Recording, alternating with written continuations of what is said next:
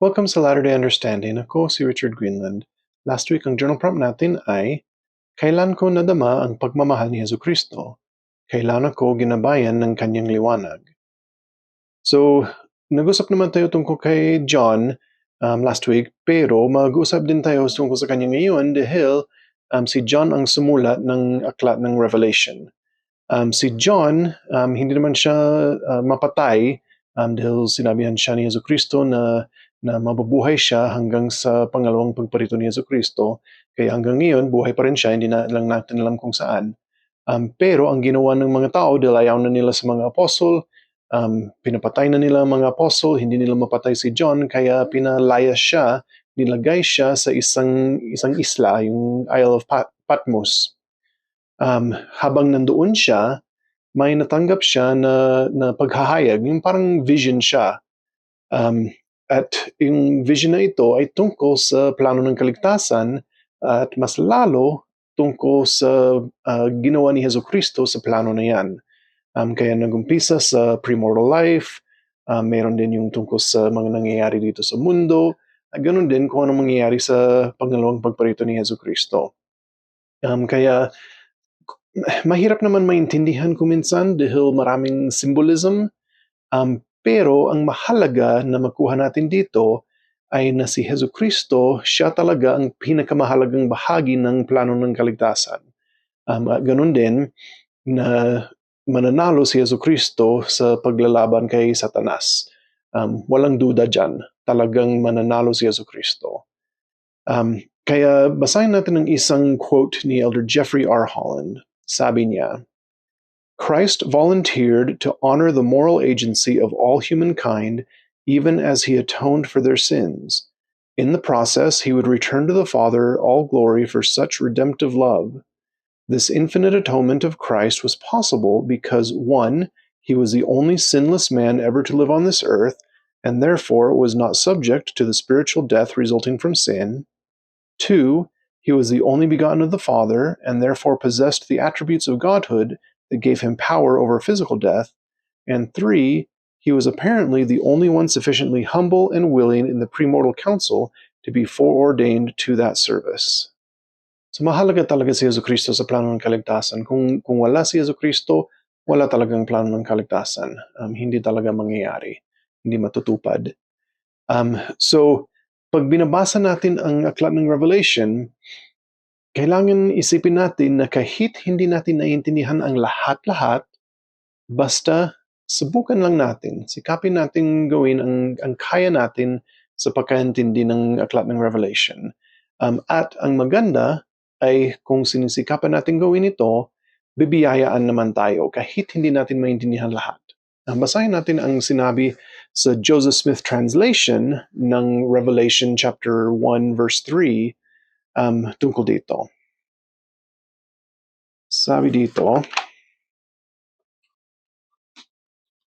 mapalad sila na bumabasa at sila na nakikinig at nakauunawa sa mga salita ng propesiyang ito at tumutupad sa yaong mga bagay na nasusulat doon sapagkat ang panahon ng pagparito ng Panginoon ay nalalapit na. Kaya sabi dito na mapalad or binabiyayaan ang mga nagbabasa, una, kung binabasa mo ito, binabiyayaan ka. Pangalawa, mas lalo na darating sa buhay mo ang mga biyaya kung nakikinig ka sa mga ito at susunod kung nauunawaan mo. Kaya kahit hindi natin maintindihan masyado, meron pa rin ang pagbasa at pakinig sa mga ito para magkaroon ng mga biyaya. Kaya talagang maawain ng Diyos. Alam naman yan na hindi naman madali ito maintindihan.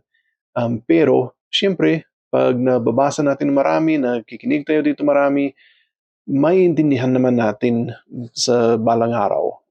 Baka maraming beses natin kailangan basahin at pag-aralan, pero maiintindihan naman natin eventually. Kaya gawin lang natin ang kaya natin dito para maintindihan talaga natin.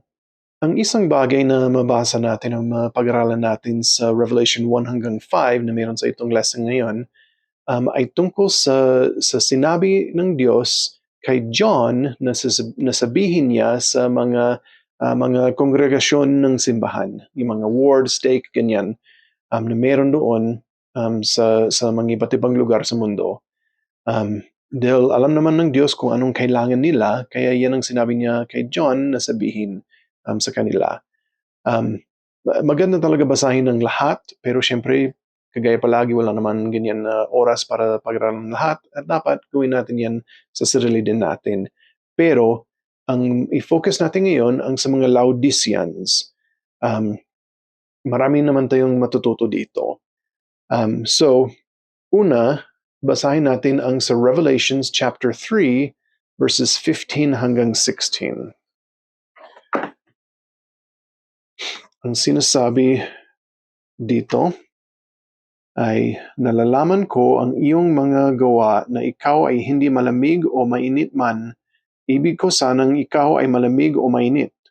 Kaya sapagkat ikaw ay malahininga at hindi mainit o malamig man, ay isusuka kita sa aking bibig. Kaya sinasabi dito na kailangan huwag tayo maging malahininga o maligamgam. Yung lukewarm sa English. Ibig sabihin, or para sa akin, may dalawa akong iniisip dito sa salita ng lukewarm. Isa ay kailangan maging matapang tayo sa paggawa ng mga bagay sa Ebanghelyo. Hindi naman pwede na ginagawa lang natin ang pinaka-kunti na pwede para lang magawa natin ng mga sinasabi ng Diyos. Halimbawa, hindi pwede na yung kung may tungkulin tayo, gawin lang natin ang pinakakunti na kailangan para gawin ang tungkulin niyan. Dapat syempre i-magnify natin. Ganon din yung pagsunod sa mga utos. Hindi naman dapat na hindi natin sinusunod yung iba, pero yung iba sinusunod natin. Yung parang medyo lang tayo sumusunod sa mga kautusan ng Diyos. Dapat all in tayo. Kaya dapat talagang isipin natin kung anong kailangan gawin at gawin talaga natin yan. Ang isa din na iniisip ko sa lukewarm na ito ay na hindi naman pwede na sa buhay natin hindi tayo gagawa ng mga desisyon. Kailangan mag-decision tayo sa mga bagay. Basahin natin ang sinabi ng Diyos tungkol dito sa Doctrine and Covenants, section 58, verses 26 hanggang 27. Sabi dito, sapagkat masdan, hindi nararapat na ako ay mag-utos sa lahat ng bagay, sapagkat siya na pinipilit sa lahat ng bagay, ang katulad niya ay isang tamad at hindi matalinong tagapaglingkod. Dahil dito, siya ay hindi makatatanggap ng gantimpala. Katotohanang sinasabi ko, ang mga tao ay nararapat na maging sabik sa paggawa ng mabuting bagay at gumawa ng maraming bagay sa kanilang sariling kalooban at isakatuparan ang maraming kabutihan. Kaya dapat gumawa tayo ng mga sariling decision. Hindi naman pwede na antayin lang natin na palagi sabihan tayo kung anong gawin natin. Hindi naman pwede na isipin natin na ay sasabihin lang naman ng church leader ko kung ano ang gagawin ko, or sasabihin ng asawa ko kung anong gagawin ko. Siyempre, kailangan gawin natin ang sarili nating mga bagay. Kailangan pumili tayo ng sariling daan. Siyempre, ang mga pagpipili natin kailangan tama, pero hindi naman maganda yung sinasabi dito sa Doctrine and Covenants na antayin talaga natin na sabihan tayo palagi sa maliliit na mga bagay. Dapat pumili na tayo, siyempre isipin natin kung ano ang tama, tapos kung hindi pa tayo sigurado, pili tayo. Piliin natin ang iniisip natin na tama na gawin. Tapos gawin natin. Kung hindi naman tama, sasabihin naman ng Diyos sa atin. Bago pa maging grabe talaga ang consequence. Isipin natin na mas maganda na maging mali ang decision natin. Siyempre, hindi naman sa kasalanan ganyan. Pero yung mga decision ng sa buhay, ganyan. Mas maganda na maging mali yan, pero gumawa tayo ng sariling decision kaysa hindi tayo gagawa ng decision at all. Kasi kung gagawa naman tayo ng decision, tutulungan tayo ng Diyos. Dahil makita niya na talagang sinusubukan natin gawin ang tama, kaya magugustuhan niya tayong tulungan At may tiwala siya sa atin dahil alam niya na kung may sasabihin siya, gagawin natin. Kaya isipin natin yan palagi na gawin natin ang sarili nating mga bagay. So yan din ang journal prompt natin itong linggo. Ang journal prompt ay, anong mga desisyon ang kailangan kong gawin ngayon na iniiwasan ko? Paano ako pinagpala ng Diyos habang nakagawa ako ng mabubuting desisyon?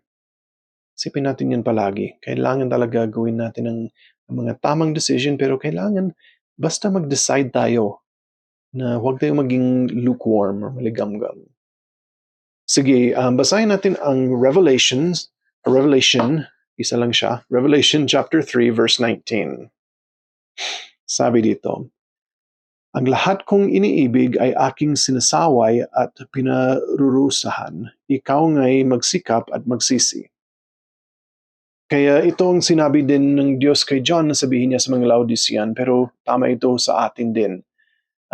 Isipin natin na kung may mga nangyayari sa buhay natin, ng mga pagsubok, ganyan, hindi naman dahil hindi tayo mahal, pero dahil mahal tayo. Alam ng Diyos na kailangan maranasan natin para sa sarili natin ang mga ibang bagay. Ganon din, kung ang pagsubok ay dahil sa mali nating ginawa, kung may kasalanan tayo, ganyan, alam ng Diyos kung ano ang magandang parusa sa atin para isipin natin at kailangan magbago tayo. Siyempre, kung wala naman nangyayari, pag mali ang mga decision natin, hindi natin iisipin na kailangan magbago. Kaya kailangan pakinggan natin yan pag sinasabihan tayo kung sa pakiramdam natin, yung galing sa Espiritu Santo, or kung sa pinuno ng simbahan, yung mga bishop, ganyan, or kahit sa mga miyembro ng pamilya natin or mga kaibigan. Kung sinasabihan tayo na kailangan magbago tayo dahil mali ang ginawa natin, pag-isipan natin yan mabuti at magbago tayo. Maganda yan para maging mas maganda ang buhay natin, para maging mas katulad ni Jesucristo tayo. Yan naman ay dahil sa pagmamahal ni Jesucristo kung bakit may ganyan. Kaya sana gawin natin yan palagi. Sana isipin natin ang payo na binigay dito sa Book of Revelation at gumawa tayo ng mga decisions at magbago tayo. Dito ang iniwan ko sa Panginoon ni Jesucristo. Amen. Sige, so sa next lesson, babasahin natin ang Revelation chapter 6 hanggang 14. Salamat sa panonood.